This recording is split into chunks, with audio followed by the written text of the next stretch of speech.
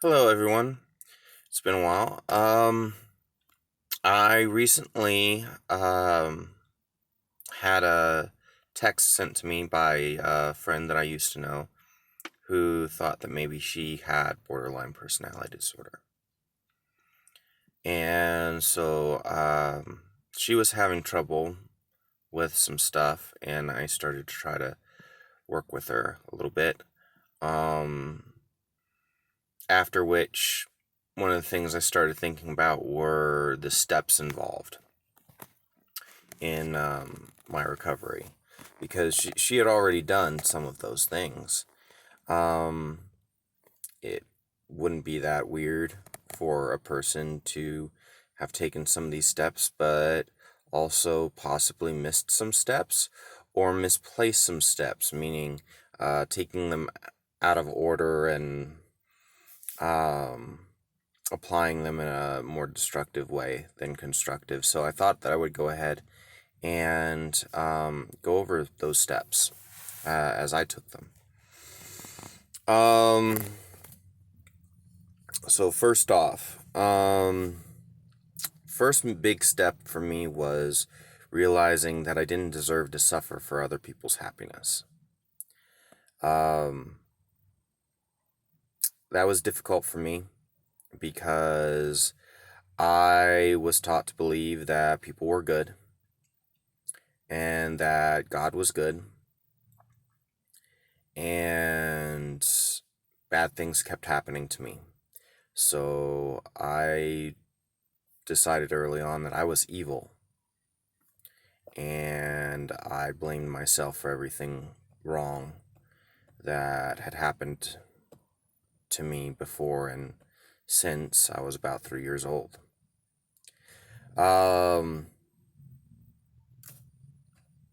But I really didn't deserve to be treated that way. I met someone who helped me to believe in myself enough to um, the point that I was was willing to let myself feel something else. And at that point, I broke through my dissociative disorder. Um, the moment that stood out the most between the two of us, in my mind, was when she told me, maybe you're not that messed up. Maybe they're messed up, kind of thing. And that was the start of my recovery.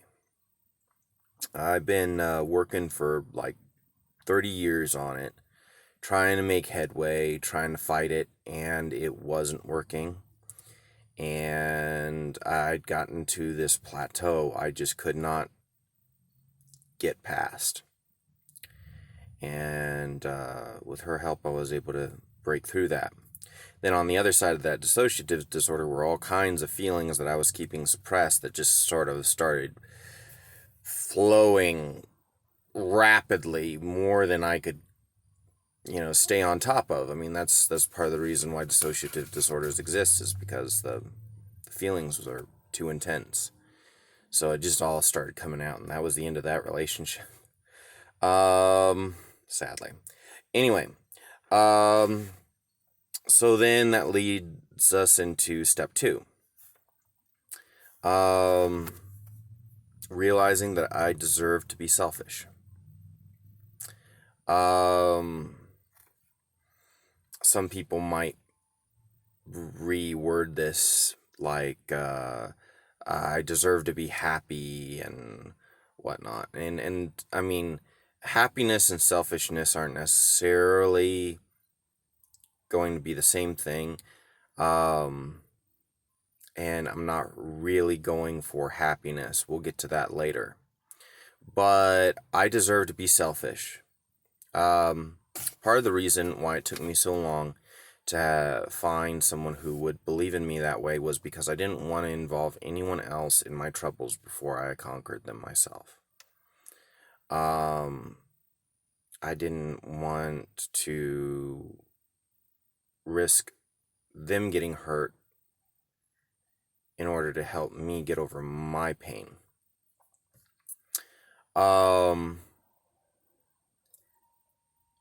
It is okay to be selfish. It's okay to want something for yourself, and it's okay for other people to get hurt along the way, because we're all going to get hurt. In the words of Bob Marley. The question is, who is worth us getting hurt for? Who's worth suffering for, basically. And I realized that I was worth suffering for.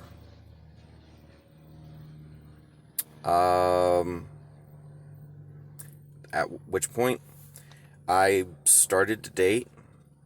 I started wanting things for myself or I started allowing myself to want things for myself other than just getting rid of my disorder for the first time. I had other priorities. And I still viewed my disorder as an obstacle, something that was getting in the way of me being able to develop and to maintain connections with other people.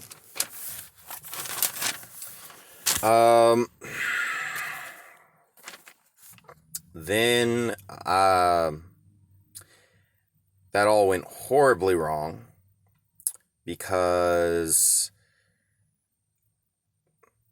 people are actually often pretty mean. I had to realize that people were not the way that I was taught.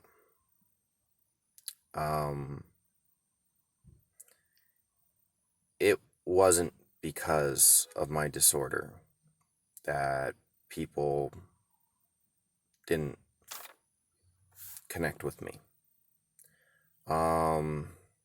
It isn't because of my disorder that people didn't honor me. It was because most people just don't care about anyone but themselves.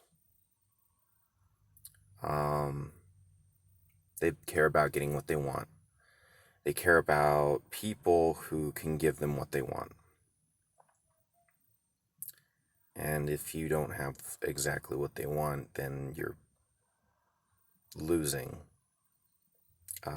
worth with that person. And the words of Malcolm X started ringing true in my life. Who taught you to hate yourself? I started thinking about it. I started realizing that those people I've been having so many interactions with, mostly bad, over time, those were the people who taught me to hate myself. In the words of Rage Against the Machine, my enemy are the people who taught me to fight me.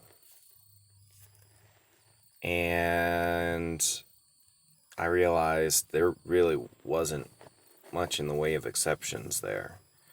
Not enough worth subjecting myself to the constant pain that I was being forced to endure, the constant insults and whatnot. So I decided, you know what, I'm done with this. I've been working my hardest for 30 years to try to be what these people want me to be, and they treat me like I haven't done a thing.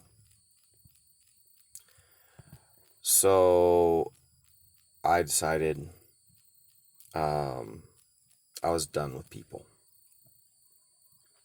Leads us step 4. Seeing my disorder as my companion versus my enemy.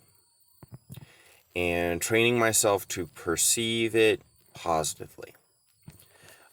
This actually started with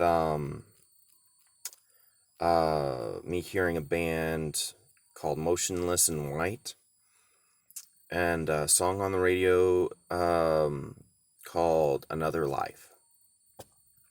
And it's a really, really interesting song because it actually teaches or walks you through learning to love through hate. There's like no other song out there that I know of that comes close to it. So at that point in my life, I was just completely overpowered by all these emotions with no safe haven whatsoever. Because you can't. I mean, I was basically in a position in which I was dealing with an abandonment disorder, but I didn't have anywhere to go. This was during the COVID pandemic, so a lot of the support groups and other things like that were shut down. I didn't have any strong support structure. And the problem with trying to deal with an abandonment disorder on your own is that you're alone, which reinforces the feelings of abandonment, which cause you to get worse. So I decided to go ahead and try to embrace my disorder rather than continuing to try to fight it. After hearing this song and realizing that my enemy was not my disorder, it was the people who taught me to hate it, the people who taught me to hate myself. So that brings us to the end of step 3.